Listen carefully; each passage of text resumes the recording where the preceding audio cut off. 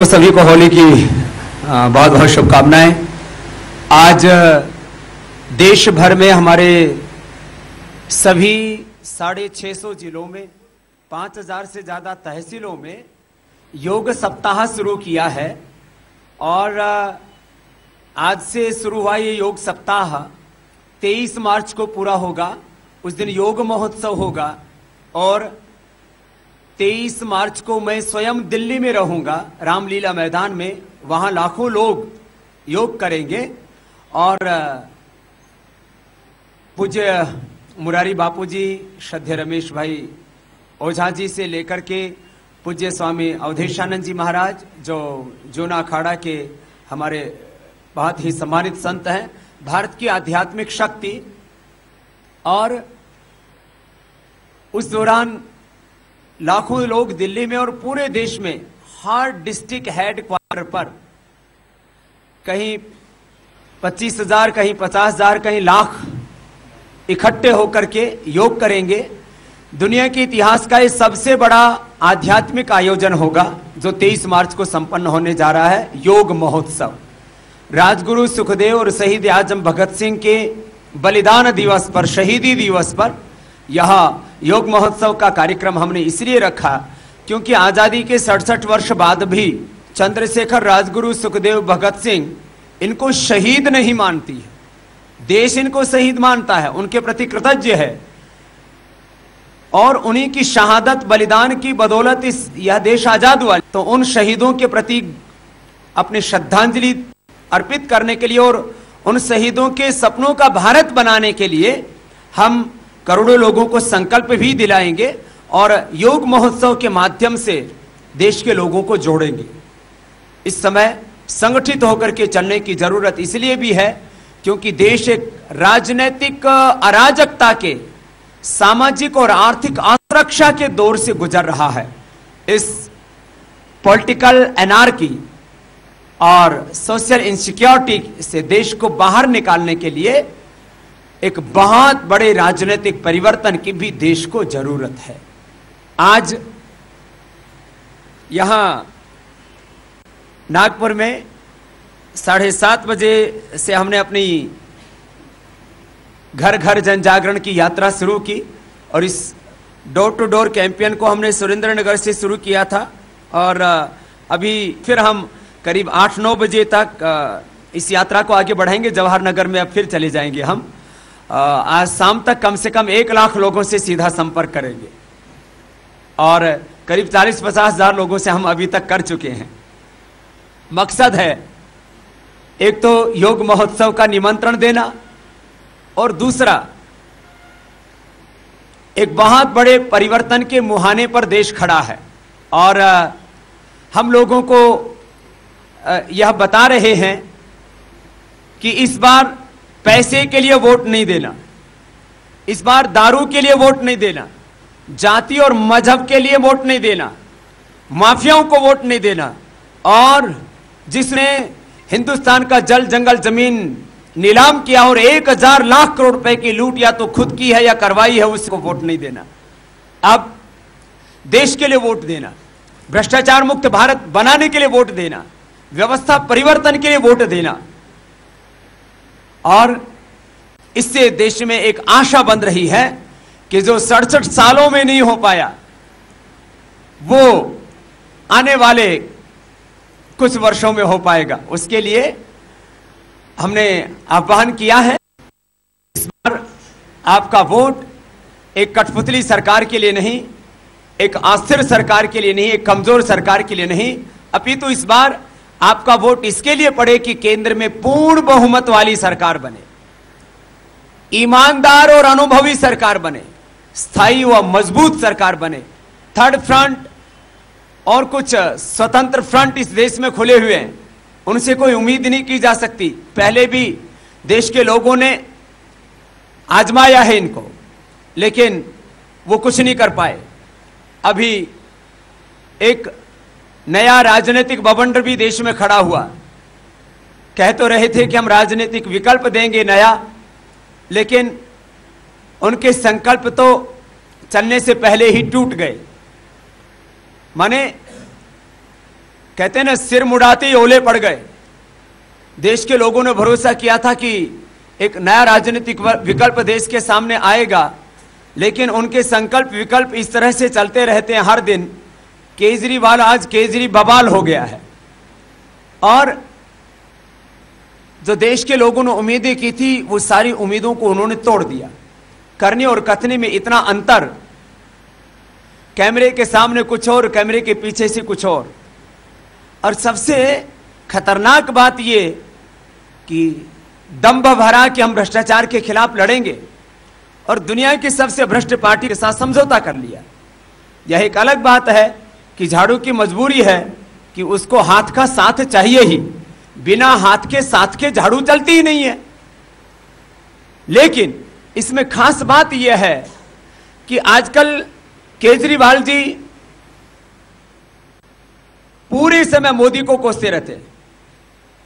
वो गुजरात में जाएं, वो महाराष्ट्र में जाएं, वो कर्नाटक में जाएं, वो बिहार में जाएं, वो यूपी में जाएं, सब जगह मोदी को गाली देने के सिवा और उनको कुछ भी नजर नहीं आता।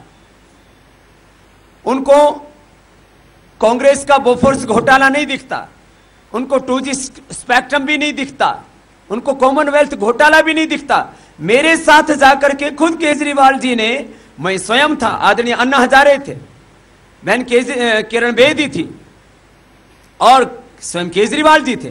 500 से ज्यादा पन्नों की FIR हमने शीला दीक्षित के खिलाफ कराई, और मुख्यमंत्री बनने के बाद शीला दीक्षित के खिलाफ कोई कार्रवाई नहीं की। बोलते सबूत लाओ, दूसरों के ऊपर बिना सबूत के आरोप लगा देते। उनके ऊपर जब कोई प्रश्न पूछता है तो सबूत मांगते हैं, और सबूत होते हैं तो फिर कहते हैं प्रमाणित करो। यहां कॉमनवेल्थ घोटाला नहीं दिखता, उनको कोयला घोटाला नजर नहीं आता, उनको आदर्श सोसाइटी घोटाला नहीं दिखता, बोफोर्स घोटाले से लेकर के हेलीकॉप्टर घोटाला, और अब तो वो दामाद घोटाला भी भूल गए, वाड्रा को भी भूल गए, अब वो कनिमोझी एराजा को भी भूल गए, सारे भ्रष्टाचारियों को भूल गए। अब उनको केवल और केवल मोदी भ्रष्ट नजर आता है, मोदी बेईमान नजर आता है, गुजरात ही उनको पिछड़ा हुआ दिखता है। कितने लोग बिहार में, कितने लोग उड़ीसा में, पूरे हिंदुस्तान में जो गरीब प्रांत है वहां भूख से मर जाते हैं। 70 लाख के करीब हंगर एंड मेल न्यूट्रिशन से देश के लोगों की मौत होती है हर साल, वर्ल्ड हंगर रिपोर्ट के अनुसार। Lack of treatment and poverty के कारण से पूरे देश में करीब 1 करोड़ लोगों की मौत होती है।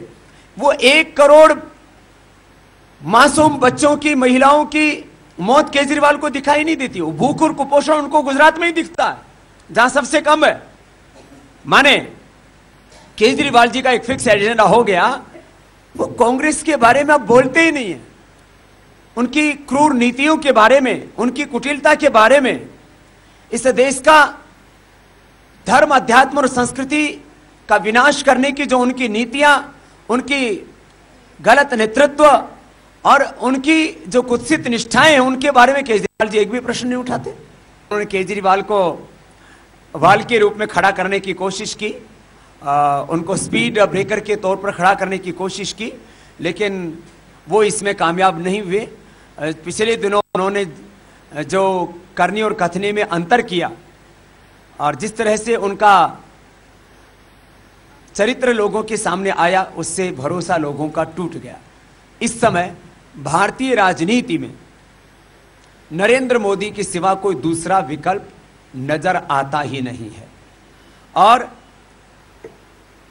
हमने पहले ही दिन कहा था, हमारा समर्थन मुद्दों के आधार पर है। पहले आदरणीय मोदी जी और बीजेपी के शीर्ष नेतृत्व ने हमको मौखिक समर्थन दिया था, लेकिन वक्त का ये तकाजा है और हमने सार्वजनिक जीवन में बहुत सी उथल पुथल देखी है, और कहीं देश के लोगों को चुनाव के बाद यह महसूस ना हो कि जो हमने करोड़ों लोगों के दिलों में अपेक्षाएं जगाई थी उनका क्या हुआ। इसलिए हमने 2 दिन पहले ही कहा था कि आदरणीय मोदी जी, बीजेपी और एनडीए को हमारा समर्थन मुद्दों के आधार पर है, हमारा कोई गुप्त एजेंडा नहीं है। हमारा काला धन, भ्रष्टाचार और व्यवस्था परिवर्तन का जो एजेंडा है उसके लिए हमने ये 9 बिंदु तय किए थे और उन 9 के 9 बिंदुओं पर आदरणीय गडकरी जी ने सबसे पहले अपना समर्थन दिया है और समर्थन ही नहीं दिया, उन्होंने कहा यह हमारा संकल्प है और इसको हम पूरा करेंगे। इसके बाद मैं उद्धव जी से भी मिलूंगा और आदरणीय बाला साहब ठाकरे जी की उसी शौर्य और पराक्रम स्वाभिमान की परंपरा को आगे बढ़ा रहे हैं और वो भी भारत स्वाभिमान के मुद्दों का नैतिक तौर पर समर्थन कर चुके हैं। अब उनसे हम लिखित में लेंगे। इसके बाद आदरणीय श्री राजनाथ जी से मिलेंगे, श्री जेटली जी से मिलेंगे, सुषमा जी से मिलेंगे और बीजेपी और शिवसेना सहित एनडीए के प्रत्येक लोकसभा के प्रत्याशी से, उनके प्रत्येक उम्मीदवार से हम काला धन, भ्रष्टाचार और व्यवस्था परिवर्तन संबंधी ये 9 बिंदुओं का जो पत्र है इस पर हम हस्ताक्षर लेंगे, उनका समर्थन लेंगे और इन्हीं से देश बनेगा। और इसमें सबसे पहले हमने रखा है कि काले धन को राष्ट्रीय संपत्ति घोषित करके उसको हम देश को दिलाएंगे और काला धन को वापस लाने के लिए जो एक रिजल्ट ओरिएंटेड इफेक्टिव जो प्रोसीजर है उसको हम अपनाएंगे। चाहे वो जो है अभी नए प्रोविजन हुए United Nations convention against corruption के, चाहे वो पॉलिटिकल एक्सपोज पर्संस के जो है प्रोविजंस हैं, चाहे सबसे बड़ा काला धन चाहे वो देश के अंदर है या बाहर है वो वापस आएगा, तो पूरी दुनिया में इसके ऊपर अब चर्चा चल रही है। वो है यह कि अल्टीमेट जो बेनिफिशियल होता है उसका डिक्लेरेशन, इसको अंग्रेजी में बोला जाता है डिक्लेरेशन ऑफ बेनिफिशियल ओनरशिप। तो ये अल्टीमेट जो बेनिफिशियर होता है उसका डिक्लेरेशन होने से फिर छिपा नहीं सकता देश के अंदर या बाहर कहीं पर भी, किसी भी दुनिया के देश में वो काले धन के रूप में अपने अवैध धन और अवैध संपत्ति को। तो इन सारे मुद्दों पर और देश की आंतरिक अर्थव्यवस्था में जो काला धन है, फिर नकली करेंसी है और टैक्स की चोरी और तमाम तरह की चीजें, उसके लिए हमने एक प्रस्ताव दिया था सिंगल विंडो टैक्सेशन का, एकल कर व्यवस्था का प्रस्ताव, जिसमें बड़े नोटों को अर्थव्यवस्था से निकालना बाहर और एक सिंगल ट्रांजैक्शन टैक्स लगाना, उसमें स्लैब बनाने चाहिए, उसके बिना वो बात जस्टिसफुल और इक्विटेबल नहीं होती है और वो मजदूरों और किसानों पर नहीं लगना चाहिए। उसमें हमने ये प्रस्ताव दिया तो उसको भी आदरणीय गडकरी जी ने स्वीकार किया, जिससे कि देश को भ्रष्टाचार से, आंतरिक अर्थव्यवस्था के काले धन से, नकली करेंसी से, आतंकवाद से, महंगाई से, बेरोजगारी से, कई चीजों से एक साथ, खास करके जो डेफिसिट में गवर्नमेंट चलती है उससे एक साथ छुट्टी मिलेगी। और भ्रष्टाचार को मिटाने के लिए बात तो सभी करते हैं, भ्रष्टाचार को मिटाने के लिए 3 महत्वपूर्ण कदम उठाने पड़ेंगे। सबसे पहले सीबीआई की स्वायत्तता, फिर CVC, chief election commission, CAG और जो नया बना है लोकपाल, उनकी नियुक्ति की निष्पक्ष प्रक्रिया, इसके बारे में अभी तक बातें होती रही लेकिन कोई ऐसी कोई कठोर कदम नहीं उठाया गया। दूसरा, भ्रष्टाचार को मिटाने के लिए शिक्षा में योग व आध्यात्मिकता का समावेश, संस्कारों और सदाचार को बढ़ाया दिए बिना भ्रष्टाचार मिट ही नहीं सकता। और तीसरा हमने इसमें रखा कि सरकार को जो है ई गवर्नेंस पे जाना चाहिए और हमें हर बात के लिए क्यों सरकार से जो है राइट टू इंफॉर्मेशन के तहत, जो आरटीआई के तहत सूचनाएं लेनी पड़े। जो भी सरकारी बजट है, जो भी पूरी वित्तीय व्यवस्था है, जो भी नीलामी की व्यवस्था है, वो नेट के ऊपर सबको उपलब्ध होनी चाहिए, कोई भी उसको जाकर के देख सके। तो ये 3 प्रपोजल हमने दिए हैं और बाकी जो व्यवस्था परिवर्तन के हमारे राष्ट्रीय किसान आय आयोग से लेकर के समान शिक्षा, चिकित्सा व्यवस्था और भारतीय भाषाओं में हायर एजुकेशन, टेक्निकल एजुकेशन, उच्च शिक्षा और तकनीकी शिक्षा, उसकी व्यवस्था हो। जर्मनी में, फ्रांस में, जापान में, सब जगह अपनी भाषा के अंदर वहां हायर एजुकेशन, टेक्निकल एजुकेशन दिया जाता है, लेकिन भारत में नहीं। इसकी भाषा के एक अन्याय के कारण से गांव के करोड़ों लोग IAS, IPS, doctor, engineer, scientist बनने से वंचित रह जाते हैं और व्यवस्था में उनकी भागीदारी नहीं हो पाती। तो भाषा का और स्वदेशी का प्रश्न हमने लिया और जो है गो संरक्षण का हमने प्रश्न लिया, क्योंकि वर्तमान में करीब 1 करोड़ गायों की हत्या हिंदुस्तान में होती है और 1 करोड़ गायों को कत्ल के लिए बांग्लादेश भेज दिया जाता है। तो ये कुछ प्रश्न थे। जो मैंने आपके बीच में रखे, और हमने 2 दिन पहले जो कहा था कि हम लिखित में समर्थन लेंगे और उसके बाद ही लोगों से आह्वान करेंगे कि मोदी की सरकार क्यों बनाना, एनडीए की सरकार क्यों बनाना, क्योंकि देश मुद्दों से बनता है, विचारधारा से बनता है, नीतियों से बनता है।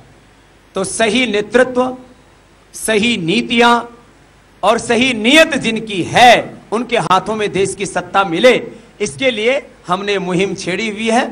और आज नागपुर में होली के दिन वो मुहिम एक बड़े पड़ाव पर पहुंची है। मुझे लगता है इन मुद्दों पर समर्थन करने के बाद जब नई सरकार बनेगी तो हम निरंतर उनके ऊपर एक अंकुश रखेंगे, जिससे कि जो हमने देश के करोड़ों लोगों में अपेक्षाएं जगाई, उन अपेक्षाओं को हम पूरा कर पाए। विनाश काले विपरीत बुद्धि। मैं किसी को किसी से तुलना नहीं कर रहा हूं, लेकिन एक कहावत ये कही जाती है कि जब पूरा देश मोदी में एक महानायक देख रहा है और इलेक्शन से पहले उनका प्रधानमंत्री के रूप में सिलेक्शन कर चुका है, ऐसे में राष्ट्र विरोधी ताकतों के और जो ताकतें भारत को चीन और अमेरिका से आगे नहीं बढ़ने देना चाहती और भारत में एक मजबूत सरकार नहीं देखना चाहती, उनके एक तरह से प्रतिनिधि के रूप में केजरीवाल जी एक भूमिका निभा रहे। बनारस से निश्चित रूप से उनकी जमानत जब्त होगी और मुझे लगता है उसके बाद उनको शायद राजनीति में टिक पाना मुश्किल हो जाएगा। लेकिन वो बड़े होशियार हैं, जो कहते हैं उससे तुरंत पलट जाते हैं। बाद में क्या करेंगे हमको नहीं पता, लेकिन उनको ये घोषित कर देना चाहिए कि यदि बनारस से उनकी जमानत जब्त हो जाती, इसका मतलब देश की जनता उनको अस्वीकार करती है। और उनको एक संकल्प लेना चाहिए कि यदि मेरी बनारस से जमानत जब्त हो जाएगी तो मैं राजनीति से संन्यास ले लूंगा। तो शायद मुझे लगता है ये मुकाबला निर्णायक होगा। नहीं तो यह है, कमजोर आदमी हमेशा गुस्सा करता है, कमजोर आदमी हमेशा बौखलाता है। जैसे आजकल वो मीडिया के खिलाफ भी बौखला रहे। पहले उनको जब मीडिया महिमा मंडित कर रहा था तो भगवान नजर आता था, आजकल उनको शैतान और बेईमान नजर आता है। बड़े बड़े महारथी वो भी चुनाव नहीं लड़ना चाहते हार के डर से। माने चुनाव का परिणाम क्या होगा ये तो जनरल इलेक्शन के बाद ही पता लगेगा, लेकिन हार का डर इस कदर सता रहा है कि कोई बड़ा कांग्रेसी चुनाव में उतरना ही नहीं चाहता। इससे ही अनुमान लगाया जा सकता है कि शायद 50-60 सीटों पर भी सिमट जाए तो कोई आश्चर्य की बात नहीं होगी। पूरी यूपीए मिलकर के 100 का आंकड़ा पार नहीं कर पाई। दरअसल केजरीवाल जी राजनीति के लिए राजनीति नहीं कर रहे, वो किसी का मुखौटा होकर के जो राजनीति कर रहे हैं। मुझे लगता है कि इस समय पूरा देश कांग्रेस के इस कुनीतियों से, कुशासन से मुक्ति चाहता है। और ऐसे समय जो खुद को ईमानदार और देशभक्त कहता है, तो देश की सात्विक शक्तियों को संगठित होकर के आना चाहिए। और ऐसे में वो एक भ्रष्ट पार्टी के मनसूबों को पूरा करने के लिए और सामने आकर के खड़े हो जाते हैं, तो इसका मतलब साफ दिखता है। ये शपथ पत्र हम बीजेपी और एनडीए के पास ही लेकर के जा रहे हैं, क्योंकि शपथ पत्र हमारा तभी पूरा हो सकता है चाहे काले धन को राष्ट्रीय संपत्ति घोषित करने की बात हो, चाहे भ्रष्टाचार मिटाने के लिए सीबीआई की स्वायत्तता से लेकर के तमाम जो प्रश्न हैं हमारे व्यवस्था परिवर्तन के, और विदेशों से काला धन लाने के, और देश के अंदर के भी काले धन को बाहर निकालने के लिए जो रिजल्ट ओरिएंटेड जो प्रोसीजर्स अडॉप्ट करने का प्रश्न हो, वो तभी हो सकता है जब कोई पूर्ण बहुमत वाली सरकार केंद्र में आए।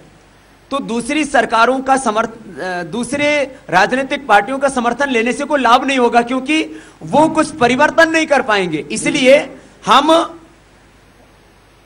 बीजेपी और एनडीए के सभी घटक दलों के शीर्ष नेतृत्व से भी समर्थन लेंगे और प्रत्येक प्रत्याशी जो उनका खड़ा होगा उससे भी इंडिविजुअल भी समर्थन लेंगे और तभी हम अपने मुद्दों पर मजबूती से खड़ा हो पाएंगे। अफसोस है कि बीजेपी से कुछ लोगों को जिनको टिकट दिया गया, चाहे वो खुद कुछ कैंडिडेट बीजेपी ने तय किए हों और कुछ कैंडिडेट उनके सहयोगी दलों ने तय किए हों या आगे कर सकते हैं, उन पर भयंकर आपत्ति है, क्योंकि हम चाहते हैं कि साध्य भी सुचितापूर्ण हो और साधन भी सुचितापूर्ण हो। ऐसे में बीजेपी के अंदर यदि निष्कलंक लोगों को ही 100% टिकट दिया गया होता तो बेहतर होता और परिवारवाद ना होता तो भी बेहतर होता। इन दो चीजों से बीजेपी को बाहर निकलने के लिए और ताकत लगाने की आवश्यकता है। फिर प्रत्याशियों के चयन को लेकर के हमारा पहले से मानना है जिनमें चारित्रिक, आर्थिक और आपराधिक दोष हों उनको एक को भी टिकट नहीं दिया जाना चाहिए। यह तो हमारी प्रत्याशियों को लेकर के नाराजगी थी और ये आज भी हमारा पूर्ण अभिमत है और आगे भी रहेगा। दूसरा,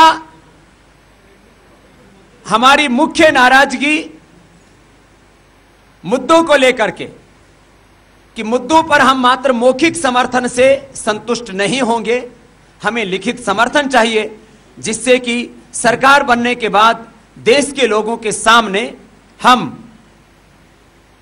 अपने एजेंडे को मजबूती से रख सकें कि हमने एनडीए को समर्थन दिया था तो एजेंडे का आधार पर दिया था और उस आधार पर फिर हम उनसे नीतियां और कानून बनवा सकें। कांग्रेस में एक मालकिन है, बाकी सब नौकर हैं। यहां सामूहिक नेतृत्व है, 5 नहीं 25 आदमी मिलकर के बीजेपी चलाते हैं। उन्होंने प्रधानमंत्री के तौर पर आदरणीय मोदी जी को जरूर स्वीकार किया है, लेकिन उस बीजेपी के अंदर आंतरिक लोकतंत्र होने की वजह से लोग अपनी राय रख सकते हैं। कांग्रेस में तो जुबान पर लोगों के ताले जड़े हुए हैं, वहां वो बोल भी नहीं सकते। यहां अपनी राय रखते हैं लेकिन वो निर्णय फिर वही कर लेते हैं जो सामूहिक सहमति बनती है। इसलिए आंतरिक रूप से यदि बीजेपी में कुछ मुद्दों को लेकर के प्रश्न उठते हैं तो मुझे लगता है उसमें एक लोकतांत्रिक प्रक्रिया अभी भी जिंदा है, उसका सम्मान करना चाहिए। हमने इसलिए इस बात को कहा, पूरे देश में जैसे ही मैंने बोला कि प्रत्याशियों के चयन को लेकर के और मुद्दों को लेकर के हमारी नाराजगी थी, वो नाराजगी 90% खत्म हो गई, क्योंकि मुद्दों पर समर्थन लिखित में दे दिया है। गडकरी जी ने दे दिया, बाकी से हम ले लेंगे। लेकिन प्रत्याशियों के तौर पर यदि कोई भी गलत प्रत्याशी बीजेपी खड़ा करेगी तो नैतिक तौर पर, राजनीतिक तौर पर हम उससे असहमत हैं और रहेंगे। हमारा समर्थन पूरे देश में बीजेपी, शिवसेना और एनडीए को है। इसलिए नवनीत कौर के समर्थन का प्रश्न ही नहीं उठता। यदि हमारे नाम का कोई भी दुरुपयोग करेगा तो हम प्रेस के माध्यम से और सार्वजनिक तौर पर उसका घोर विरोध करते हैं। इस तरह से हमारे नाम का कोई भी दुरुपयोग ना करे। हम एक निश्चित एजेंडे को लेकर के चल रहे हैं और हमारा कोई हिडन एजेंडा नहीं है, गुप्त एजेंडा नहीं है। हमारा एक राष्ट्रीय एजेंडा है और वो एजेंडा आज आपको शपथ पत्र के रूप में संक्षेप में दे भी दिया गया है। इसलिए हमारी नीयत को लेके और हमारी नीतियों, एजेंडा को लेकर के कोई प्रश्न नहीं है। ये 2014 का जो चुनाव है ये एक तरह से देवासुर संग्राम में धर्मयुद्ध है। इसमें देरी जरूर हुई है लेकिन परिणाम अच्छे आएंगे, क्योंकि लोगों में उत्साह बहुत जबरदस्त है, लोग परिवर्तन चाहते हैं। मोदी का समर्थन व्यक्ति केंद्रित नहीं है, मोदी का समर्थन मुद्दों पर केंद्रित है, इसीलिए ये लिखित में शपथ पत्र पर हमने हस्ताक्षर लिए, सिग्नेचर लिए।